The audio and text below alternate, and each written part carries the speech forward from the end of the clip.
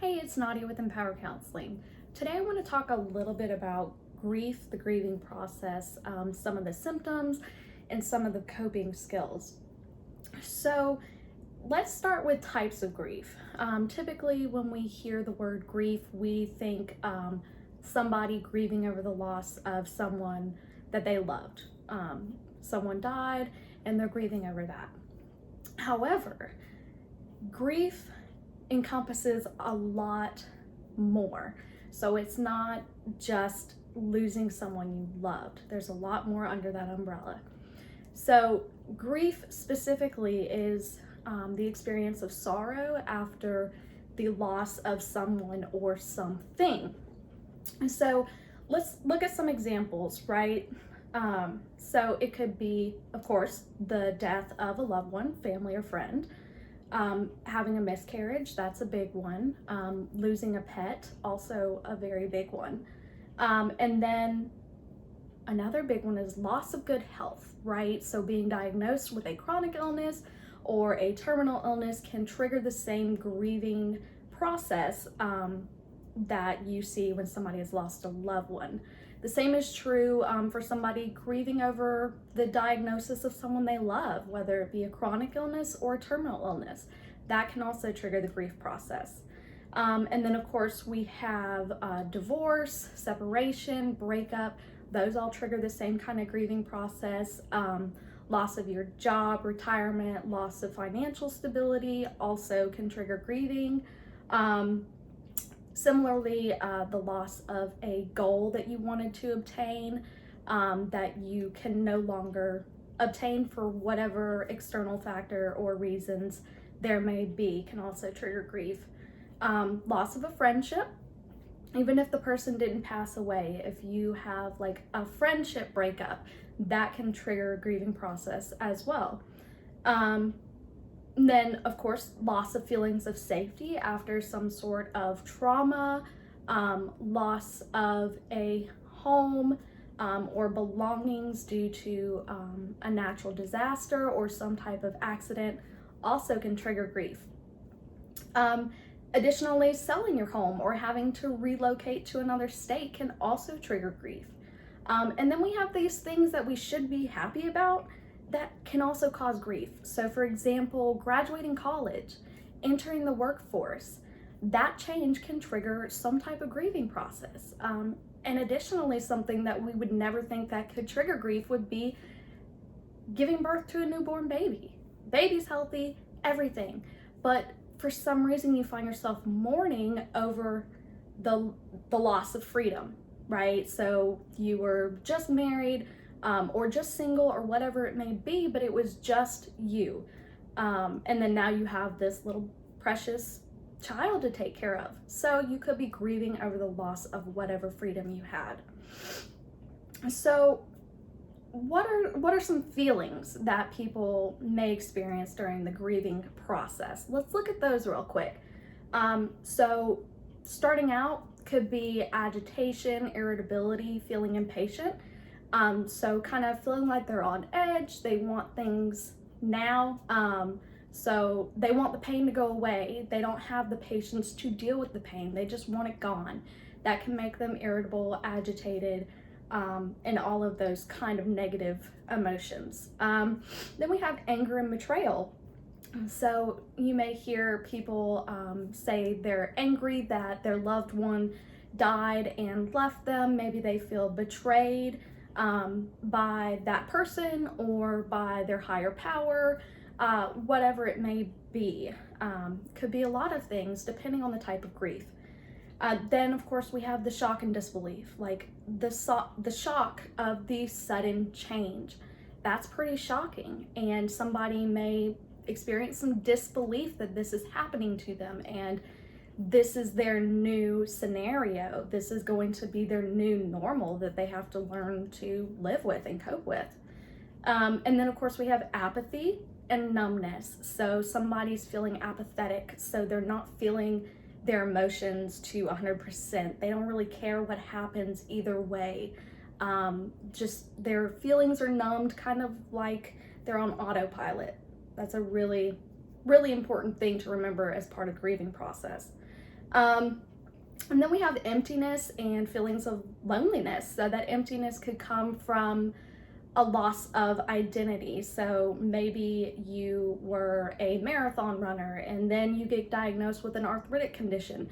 So you lost your identity of being, an active runner. Maybe you can't do that anymore. So that could create some feelings of emptiness. And then the loneliness would be feeling alone in your emotions. Nobody can really understand how you feel, and that can feel very lonely.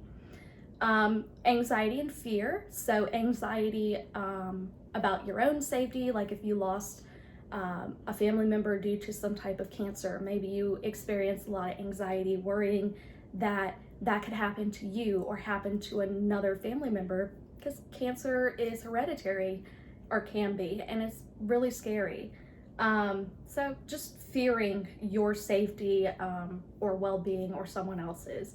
Then we have guilt and shame. So we often hear about survivor's guilt. So that's a big one. And then of course, guilt for having done or not done something before the person passed away. Or if we're talking about terminal illness, they may feel guilty that they believe they did something to bring it on themselves, such as with an autoimmune disease, even though science tells us that that's hereditary. Oftentimes people may blame themselves for doing something with their lifestyle that they feel triggered this illness, this disease. And then we have feeling helpless, feeling powerless, and feeling useless. So feeling helpless in the ability to make the pain go away, feeling powerless of the reality that you're now experiencing, and feeling useless where you used to have this identity where you had some sort of usefulness and you felt like you were contributing, and maybe now you're feeling useless because that previous identity was taken away. So those are the common feelings. What about some of the mental health struggles beyond that, or physical symptoms that come with grief? Let's look at those. So trouble concentrating is a huge one. Dwelling on the loss, whether it be the loss of a loved one or the loss of health or the change, whatever. Trouble with decision making is a big one. Low self-esteem. Again, believing that it's your fault somehow is a big one. Loss of interest in things that you previously enjoyed, or maybe you don't enjoy them as much now that you do them again. Then of course, let's see, nightmares and changes in your sleep could even be like lucid dreaming. A lot of those things can cause issues with sleep, or maybe you're up at night and you can't get your thoughts to calm down, and that keeps you up. Maybe you're sleeping excessively, more than your normal. And then of course, feeling like nobody can understand. Nobody is feeling or experiencing things the same way you are. Changes in your weight, changes in your appetite, whether it be a loss of appetite leading to weight loss, or you cope by eating food and that causes weight gain. That's also oftentimes a part of the grief process. Then we could have excessive fatigue. You could have emotional fatigue, physical fatigue, just like generally feeling weak throughout your body. That's also part of it. Then we have muscle tension. So when you're feeling on edge, you may constantly feel like your muscles are tense. A lot of times, like when people are anxious, they clench their jaw. So that type of stuff, things that go with anxiety and stuff like that, just you can't relax, right? And that can cause muscle pain, and a lot of those other things. Also, there's your heart's racing. You can't really get it to calm down. Could have changes in your blood pressure as a result as well. Sometimes headaches can be a part of this, or other kinds of stomach issues that kind of goes along with the appetite changes as well. We know that Anxiety can cause these GI issues. People may even get sick as a result of anxiety. And then we have a lowered immune system because as we know, and I've talked about before, when you've got all these mental health things that aren't being addressed properly, stress affects the body by lowering your immune system. So it makes you more susceptible to getting sick. So that's really important to recognize in order to effectively deal with that. And then of course we have the spiritual struggles. So feeling lost, feeling empty, feeling abandoned or betrayed by God or your higher power, feeling angry at your higher power, feeling like you no longer belong, maybe even feeling like you don't want to go on living because it's such a drastic change in your identity and what made you whole previously that it feels like you're unable to fix that and come to some sort of state of a new normal. And then questioning your religious beliefs or spirituality is also huge. So let's go to coping. So it's really important to know how to accurately cope with grieving and doing the things that are important for your own mental health, physical health, spiritual well-being, all of those things. So how do we start with that? Okay, first is acknowledging your pain.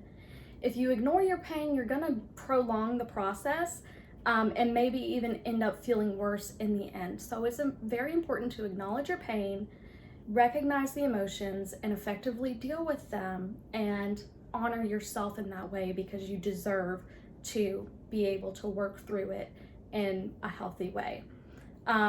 Accepting that things are going to trigger those really difficult feelings that go along with the grieving process. Just knowing that those things are going to happen so you don't feel as hopeless when they do. You already understand that this is going to happen. And it's important to know how to deal with that as well. So understanding also that the grieving process is unique to the individual. Grief is extremely subjective. No two people grieve the same. No two people have the same duration of grief, the same stages of grief.